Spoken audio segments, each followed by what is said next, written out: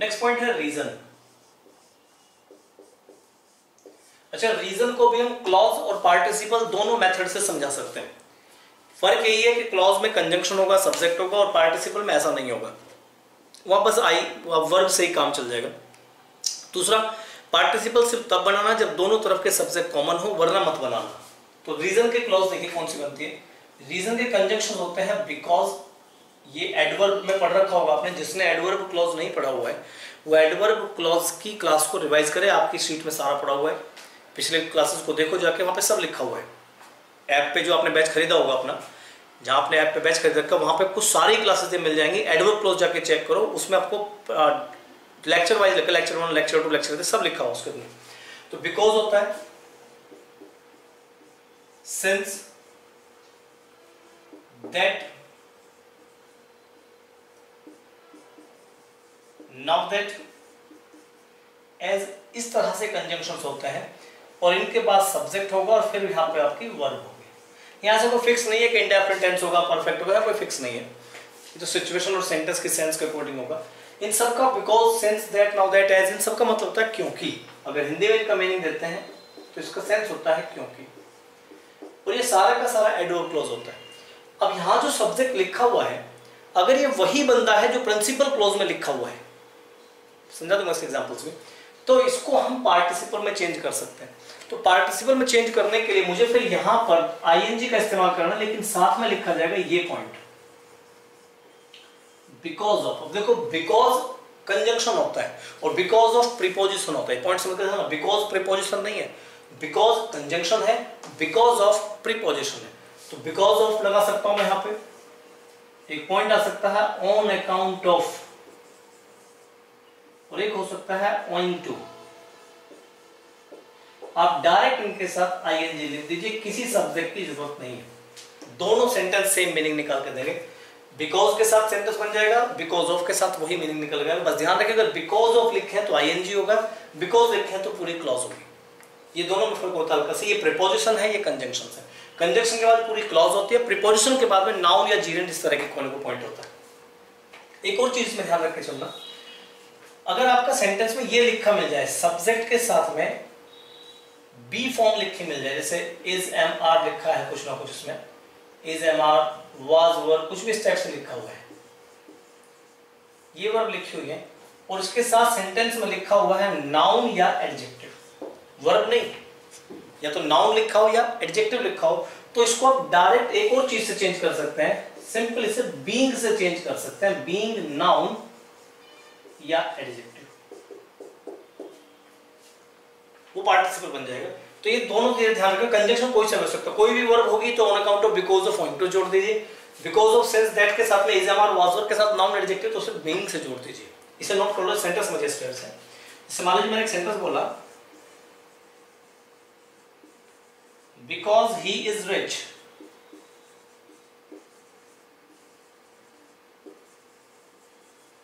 he can help you। इस sentence को ध्यान से देखो, आपने कहा because he is rich he can help you, तुम्हारी मदद कर सकता है क्योंकि वो रईस है। प्रिंसिपल सेंटेंस है, मेन सेंटेंस है, ही कैन हेल्प यू, तुम्हारी मदद कर सकता है। कौन मदद कर सकता है? ही। क्यों मदद कर सकता है? क्योंकि रईस है। रईस कौन है? ही। ये दोनों ही बातें ही के बारे में होगी। तो जब ये सब्जेक्ट और ये सब्जेक्ट कॉमन सब्जेक्ट है, एक ही बंदे की बात है, तो हम इस क्लॉज को, जो ये लिखी हुई है बिकॉज वाली क्लॉज, इसे हम चेंज कर सकते हैं पार्टिसिपल में। पार्टिसिपल कैसे चेंज करेंगे इसको, हम इस पूरी क्लॉज को देखिएगा। बिकॉज ही इज रिच, इसमें इज लिखा है और साथ में रिच लिखा है, इज के साथ एडजेक्टिव लिखा हुआ है, तो इसमें कुछ चेंज करने की जरूरत नहीं है। आप इसे सिंपल लिखिए, बीइंग रिच, ये लिखा है ना, सिंपल बीइंग से एडजेक्टिव लिख दीजिए आप इसमें। इज एम आर के साथ नाउन एडजेक्टिव लिखा है, तो इसको इतना चेंज करने की जरूरत नहीं, आप सिंपल चेंज कीजिए बीइंग नाउन या बीइंग एडजेक्टिव, तो कुछ नहीं, ना बिकॉज की जरूरत ना ही की जरूरत। इस इज में आईएनजी लगा दीजिए, बन जाएगा बीइंग, और एडजेक्टिव बन जाएगा being rich he can help you. रईस होने के कारण वो तुम्हारी मदद कर सकता है, being rich he can help you, और दोनों सेंटेंस का सेम मीनिंग निकल के आता है, because he is rich he can help you या being rich he can help you. बस ये क्लॉज है और ये पार्टिसिपल है। जैसे और सेंटेंस देखो, मतलब बहुत इजी होता है अगर आप इसे ध्यान से समझे तो। एक सेंटेंस देखिए, as she came late,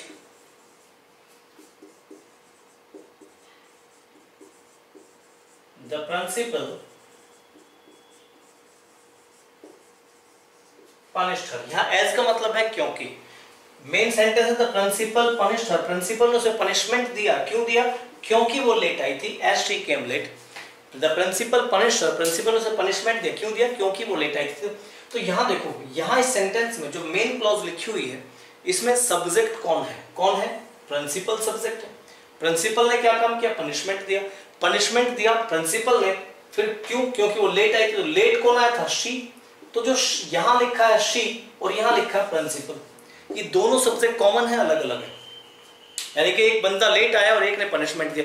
ये एक ही आदमी ने काम किया या अलग अलग आदमियों ने काम किया? समझ गए मैं क्या करूं? यहां दोनों सब्जेक्ट अलग अलग हैं। तो जब दोनों सब्जेक्ट अलग अलग हैं तो फिर इस क्लॉज को आप पार्टिसिपल भूल कर भी मत बना देना। क्यों नहीं बना देना? क्योंकि अगर तुमने इसे पार्टिसिपल बना दिया, आपने कह दिया बिकॉज ऑफ कमिंग लेट, तो यहां से शी गायब हो जाएगा। मान लो आपने इसको पार्टिसिपल बना भी दिया इस टाइप से करके कि बिकॉज ऑफ कमिंग लेट, कि लेट आने के कारण प्रिंसिपल ने उसे पनिशमेंट दिया। तो लेट कौन आया ये कंफर्म नहीं होगा, इसलिए इस सेंटेंस का पार्टिसिपल नहीं बन सकता। यहां सब्जेक्ट कॉमन नहीं निकल रहा है। जब सब्जेक्ट कॉमन निकल जाता है तो इस काम को भी ये करता है और उस काम को भी ये करता है, इसलिए कॉमन निकल गया। लेकिन इसका बंदा अलग है और उसका बंदा अलग है, तो दोनों के अलग अलग सब्जेक्ट लिखने कंपलसरी हैं। फिर पनिश्ड का सब्जेक्ट है प्रिंसिपल और केम का सब्जेक्ट है शी, इसलिए केम का सब्जेक्ट भी लिखा जाएगा और पनिश्ड का सब्जेक्ट भी लिखा जाएगा। दोनों के सब्जेक्ट अलग अलग लिखे जाएंगे, इसलिए इस सेंटेंस का पार्टिसिपल नहीं बनेगा। ये सेंटेंस ऐसे ही ठीक है। पर अगर मैं सेंटेंस बोलता हूं as she came late,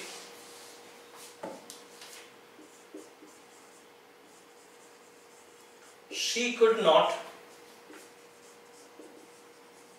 attend the lecture. As she came late, she could not attend the lecture. अब देखो यहाँ पे लेट कौन आया था? she, और हम कह रहे हैं she could not attend the lecture। वो अटेंड नहीं कर पाई लेक्चर को क्योंकि लेट आई थी। तो लेट कौन आया था? she। लेक्चर किसने अटेंड नहीं किया? she ने। दोनों सब्जेक्ट कॉमन निकल गए।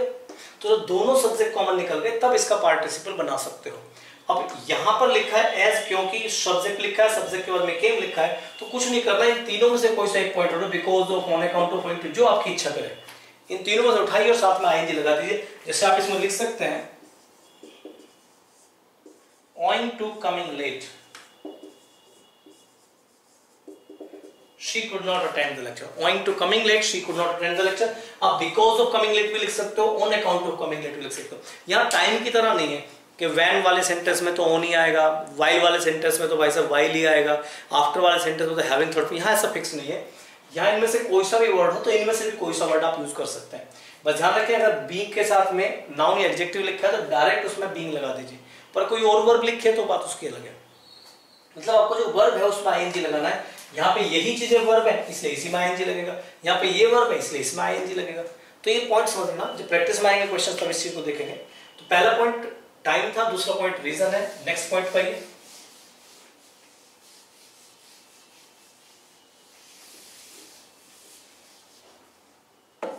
नेक्स्ट पॉइंट है कॉन्ट्रास्ट।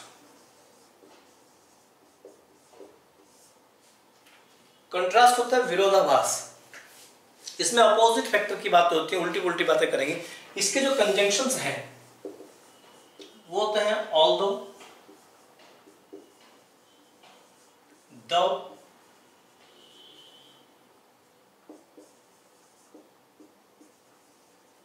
कम्फर्ट में, नो मैटर,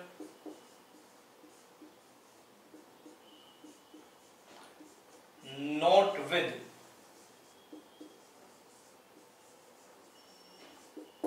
स्टैंडिंग दैट। इस तरह से ये कंजंक्शंस हैं और इनके बाद आप सेंटेंस में लिखते हैं सब्जेक्ट और उसके बाद में आती है वर्ब। सब्जेक्ट और वर्ब ये चीजें एडवर्ब क्लॉज में है और ये चीजें कॉन्ट्रास्ट को शो करते हैं। अब इनको हम पार्टिसिपल से रिप्लेस भी कर सकते हैं, लेकिन कब? जब ये सब्जेक्ट कॉमन हो तब, वरना मत करना।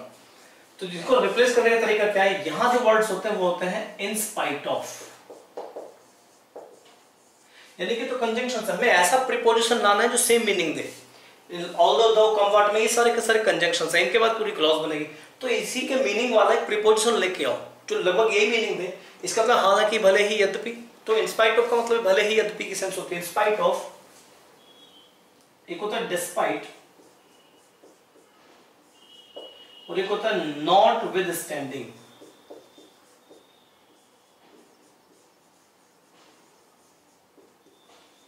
पॉइंट्स मतलब नॉट विद स्टैंडिंग दैट लिखोगे तो कंजंक्शन है, नॉट विद स्टैंडिंग लिखोगे तो प्रीपोजिशन है।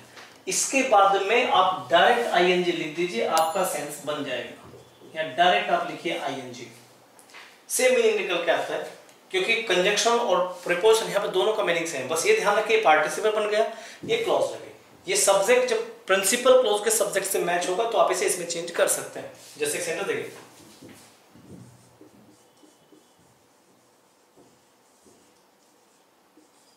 although I was late,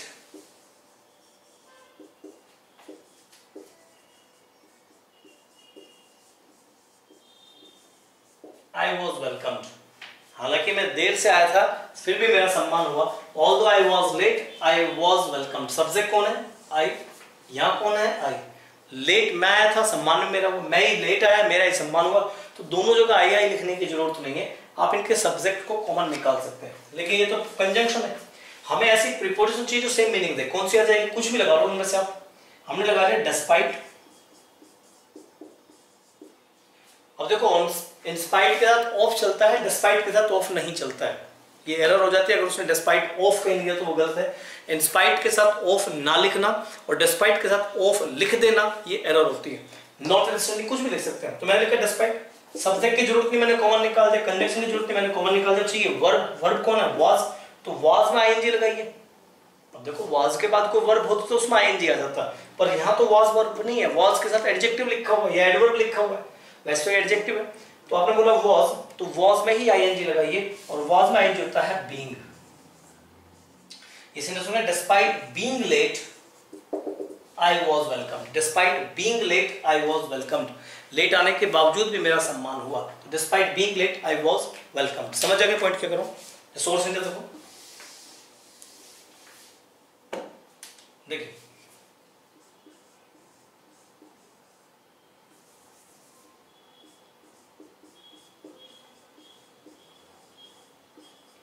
although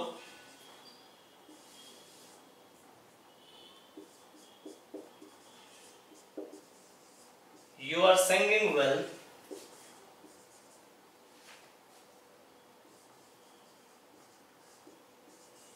you can't get this prize। हालांकि तुम बढ़िया गा रहे हो, तुम बढ़िया बहुत गा रहे हो, तुम बहुत बढ़िया गा रहे हो, लेकिन तुम ये प्राइस नहीं जीत सकते। Although you are singing well, you cannot get this prize। हालांकि तुम बढ़िया गा रहे हो फिर भी ये प्राइस नहीं जीत सकते हो। इसमें प्राइस कौन नहीं जीत सकता? You। बढ़िया कौन गा रहा है? You। तुम ही बढ़िया गा रहे हो, तुम ये प्राइस नहीं जीत सकते हो। तो you तो कॉमन निकल गया ना। तो जब you कॉमन निकल गया सेंटेंस के अंदर, तो आपको करना क्या सेंटेंस में? समझ क्या करना? आपको इसे तो कॉमन निकाल देना है। प्रिंसिपल क्लॉज का यू को मत छेड़ना, एडवर्ब क्लॉज का यू छेड़ेगा। इसको तो हटा दीजिए, ऑल दो बैठा दीजिए। अब हमें चाहिए इसकी जगह पे प्रीपोजिशन जो यही मीनिंग दे। तो ये मीनिंग देने वाली प्रीपोजिशन कौन सी? इनमें से कोई सी लगा दीजिए। आप नॉट विद स्टैंडिंग लगा दीजिए, नॉट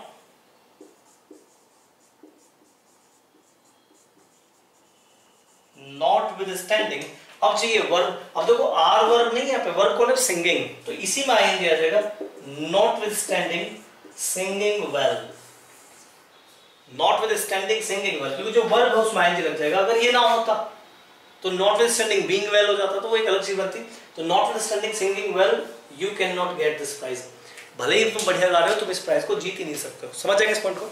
लेकिन ये चीज ध्यान रखना, ये पॉइंट होता तभी है जब दोनों तरफ के सब्जेक्ट्स आपके कॉमन निकल जाते हैं। अगर आपका सब्जेक्ट कॉमन नहीं है तो फिर आप ये पॉइंट अप्लाई नहीं कर सकते। समझ जाएंगे इस पॉइंट को? दूसरा पॉइंट, अब आइए नेक्स्ट स्टेप पर।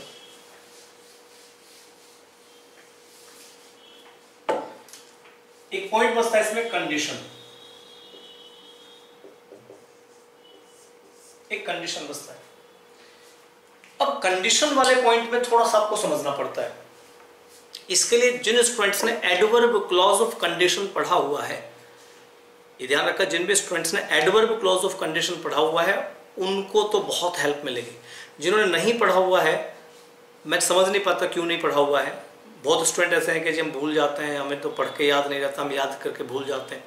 तो बखैर मैं उस पर एक वीडियो बनाने वाला हूँ कि आपकी मेमोरी कैसे शार्प हो, आप कैसे चीज़ों को लंबे समय तक याद रखें। उसके ऊपर एक वीडियो जनरेट कर दूंगा यूट्यूब पे, मैं उसे डाल दूंगा जल्दी में। मेरे यूट्यूब चैनल को आप देख लेना, जिसने सब्सक्राइब किया कर लेना उसे। हालांकि तो बैच आपका ऐप पे चलेगा, तो जिसने उसे सब्सक्राइब नहीं कर रखा वहाँ सब्सक्राइब कर लेना। तो उसमें मैं इस तरह की वीडियोस डाल दूंगा जिससे आपको एजुकेशन में हेल्प मिल जाए थोड़ी सी। तो कैसे आप ब्रेन को इम्प्रूव करें, कैसे आपकी मेमोरी पावर शार्प हो, ऐसी कौन कौन सी एक्सरसाइजेज आप करें जिससे आपका माइंड बहुत शार्प हो जाए, ये मैं जल्दी ही वीडियो डालने वाला हूँ 2-3 दिन के अंदर अंदर में। तो वहाँ से उस चीज़ को चेक कर लेना, और जो एक्सरसाइज मैं बताऊँ एक्सरसाइज को करना जरूर आपकी लाइफ में। 2-4-5 मिनट, ज़्यादा से ज़्यादा 15-20 मिनट की एक्सरसाइज होती हैं जिससे आपका ब्रेन बहुत अच्छी तरह से काम कर लेता है। खैर चलिए, एक कंडीशन का पॉइंट होता है। कंडीशन क्लॉज में भी आता है, कंडीशन आपके एडवर्ब पार्टिसिपल में भी आता है। तो जो क्लॉज में है, तो क्लॉज के जो कंजंक्शंस होते हैं, मैंने आपको एक पॉइंट बताया था, इसके कंजंक्शंस है if, provided, provided that, in case वगैरह वगैरह होते हैं। और ये 3 तरह की होती हैं, लाइकली, अनलाइकली और पास्ट। एक लाइकली होते हैं, एक अनलाइकली होते हैं, एक पास्ट होते हैं। मुझे पता नहीं तुम्हें याद है या नहीं है, लेकिन इसे याद रखना, ये 3 तरह की क्लॉज होती हैं। एक तो लाइकली कंडीशन बन सकती है, एक अनलाइकली कंडीशन बन सकती है, और एक पास्ट कंडीशन बन सकती है। लाइकली, अनलाइकली और पास्ट। जो लाइकली कंडीशन है इसमें होता है कि प्रेजेंट इंडेफिनिट और विल, शैल, कैन में। अनलाइकली में होता है past indefinite, would, should, could, might. Past में होता है would have, should have, could have, might है थर्ड फॉर्म के साथ में पास्ट परफेक्ट। यानी यहां पर इफ के बाद में मिलेगा प्रेजेंट इंडेफिनिट। मैं लिख देता हूं यहां पे, इफ के बाद में सब्जेक्ट और साथ में जो सेंटेंस होगा वो क्या होगा, प्रेजेंट इंडेफिनिट। बाकी तो मेन क्लॉज बचेगी जो बचेगी इसमें। अनलाइकली कंडीशन में होता है कंजंक्शन इफ, और उसके साथ में होता है पास्ट इंडेफिनिट। और पास्ट कंडीशन में होता है इफ, उसके साथ सब्जेक्ट और साथ में होता है past perfect. Present indefinite, past indefinite और पास्ट परफेक्ट, ये चीजें इसमें होती है लाइकली कंडीशन के अंदर। लेकिन अगर इनको हम पार्टिसिपल बनाए तो यहां समझना पड़ता है, यहां कोई रटा हुआ पॉइंट नहीं कर सकते, यहां एक पॉइंट बहुत ध्यान समझना पड़ता है। अगर ये सब्जेक्ट, बात तो वही, अगर ये सब्जेक्ट कॉमन है तो हम इसे कैसे बनाए कि हम कंजंक्शन बैठाते हैं, सब्जेक्ट बैठाते हैं, कोई प्रीपोजिशन ले आए, प्रीपोजिशन ला के वर्ब आईएनजी लगा दे, हमारा काम हो जाएगा। तो मैं ऐसी प्रीपोजिशन लेके आए जो लगभग यही मीनिंग निकाल के दे। सब्जेक्ट हट जाए, सब्जेक्ट हट गया तो हमारे पास सब्जेक्ट होगा ऑलरेडी, वहां पे कॉमन सब्जेक्ट होगा, इसलिए सब्जेक्ट की दिक्कत नहीं है। लेकिन कंजंक्शन हट के ऐसी प्रीपोजिशन आए जो यही मीनिंग दे दे, वो पार्टिसिपल बन जाता है। तो उसका तरीका क्या है, ये इतना आसान नहीं है। इसमें एक चीज समझनी पड़ेगी, अगर ये लाइकली, अनलाइकली और पास्ट, ये तीनों कंडीशंस आपकी अफर्मेटिव में लिखी हुई है, तो अफर्मेटिव जानते हैं ना, नोट नहीं होना चाहिए, ये क्लॉजेस नेगेटिव में नहीं होने चाहिए। प्रिंसिपल क्लॉज भले ही नेगेटिव हो, ये क्लॉजेस आपके नेगेटिव नहीं होने चाहिए। अगर ये अफर्मेटिव में लिखी है तो इन सब का एक ही तरीका है चेंज करने का। आप ये सब्जेक्ट ऑब्जेक्ट सब हटा दीजिए, इफ वगैरह सब हटा दीजिए, सिंपल एक वर्ड लिख दिए बाय, और बाय के साथ लिख दीजिए ING, by verb ING, same meaning हो जाता है। जैसे मान लीजिए मैंने सेंटेंस कहा, if you work hard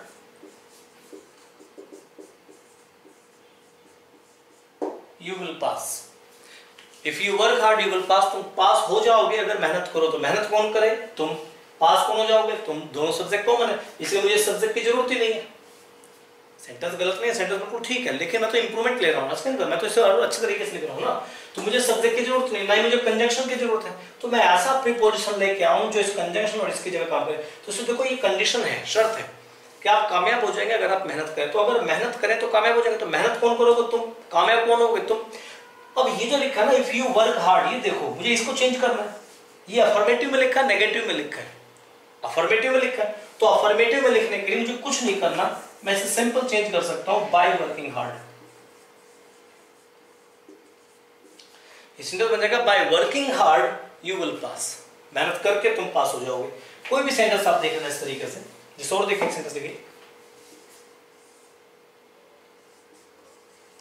if she comes late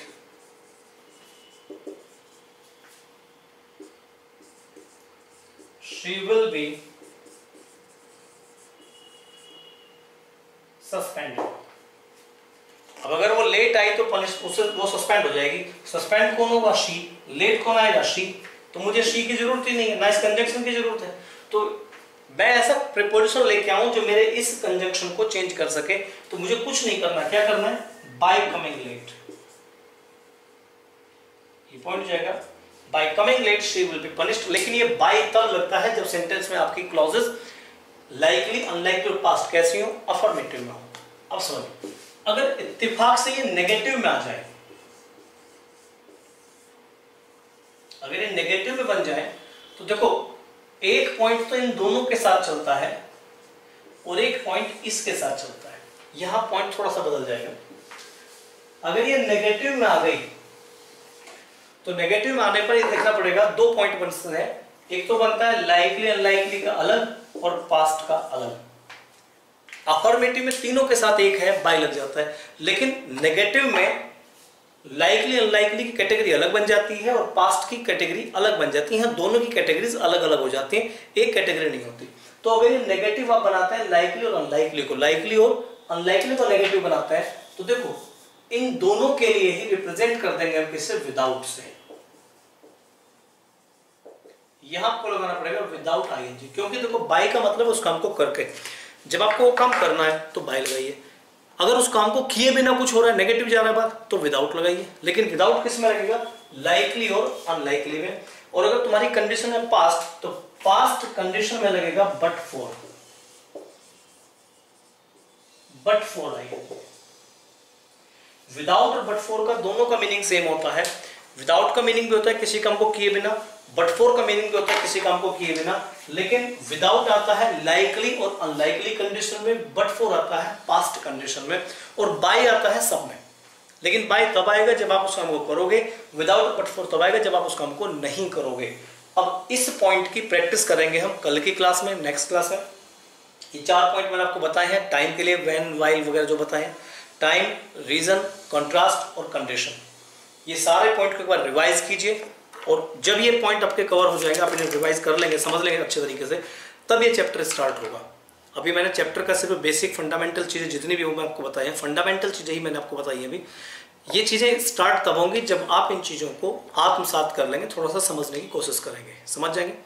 और बाकी वीडियो जरूर देखना, मैं उसको अपलोड करने वाला हूँ कि आपकी मेमोरी पावर जो है, ब्रेन पावर जो है वो शार्प कैसे हो सकता है मैं आजकल उस वीडियो को बना दूँ, ठीक है। क्योंकि कई बच्चों का डिस्कशन आता है कि सर हम भूल जाते हैं। तो जो एक्सरसाइज बताऊं आपसे करने के लिए, आप उन्हें जरूर कीजिएगा। आपका ब्रेन एक टीचर से शार्प हो जाएगा, ये गारंटीड बात है। 1 महीने में आपको रिजल्ट आ जाते हैं। तो हम लोग भी करते हैं, आप लोग भी कीजिए, सभी मेहनत करते हैं उस चीज़ में, ठीक है बच्चों। चलिए अब मिलते हैं कल। Thank you.